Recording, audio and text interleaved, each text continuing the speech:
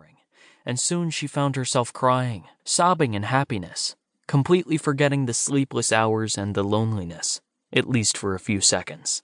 Yes, having a baby surely was the greatest thing that had ever happened to Susan, and even though it was tough right now, she was going to long desperately to have this time back for many years to come. August 2010. I think something is wrong. Susan held the phone close to her ear, her heart pounding in her chest, Chandelle in her arms, fussing and crying. Susan tried to swing her from side to side to calm her down, but it didn't work. "You always say that," Bob said from the other end. "No, this is different. Something is off with her. She's burning up," Susan said, flustered. "So she has a fever. Well, that's normal in babies. They have to get used to the environment outside the mother's womb. Babies get sick and they can endure a much higher fever than adults." Susan nodded quietly while her husband spoke. He was, after all, a doctor. He had his own practice close to where they lived in Savannah. He saw many worried mothers come in with their babies. "It's probably just a virus," he said. "There's a lot of that going around these days. We'll monitor it. She'll probably snap out of it in no time." "Okay," Susan said. She hung up and took Chandelle to the living room, where she sat down and tried to breastfeed, but Chandelle suddenly wouldn't eat. "That's not normal," Susan mumbled to the baby, who was now crying louder than before. "You usually always eat, almost all day long. What's wrong with you, baby girl, huh?" Susan tickled Chandelle on her stomach. When that only made her cry louder, she checked her diaper. But it wasn't even wet.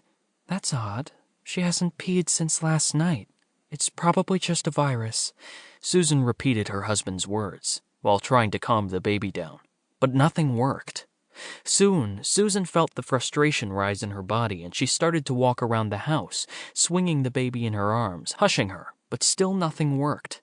She tried putting her down for a nap, thinking the virus and fever were probably making her exhausted, and she probably needed a nap. But putting her down made Chandelle scream even louder.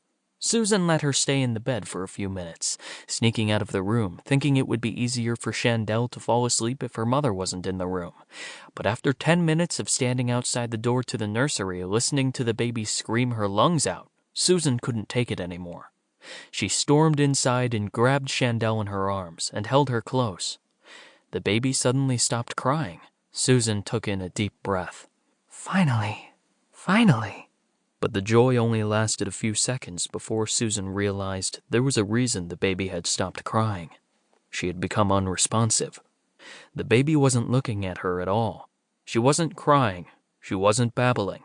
She was hardly breathing, but she was burning hot. Susan let out a small shriek. "Chandelle! Oh my God! Oh my God!" August 2010. Bob was held up at his practice and arrived at the hospital an hour after Susan and Chandelle did. He rushed into the room where Susan was sitting, holding her baby's small, lifeless hand. As her eyes met his, Susan stood up. "What did they say?" he asked. "She has an infection. Apparently she swallowed fluid during delivery and that caused it," Susan said. "She had a 104-degree temperature when we got here. They hooked her up to antibiotics." Bob breathed a sigh of relief. "Good gracious." "We barely made it," she said between sobs. She had been holding her tears in for so long now, there was no holding them back anymore. Bob grabbed her in his arms and hugged her. "Hey, take it easy. She's going to be all right. The antibiotics will help, and before you know it, she'll be back home with us again." "I just can't. I was so scared, Robert. I was terrified."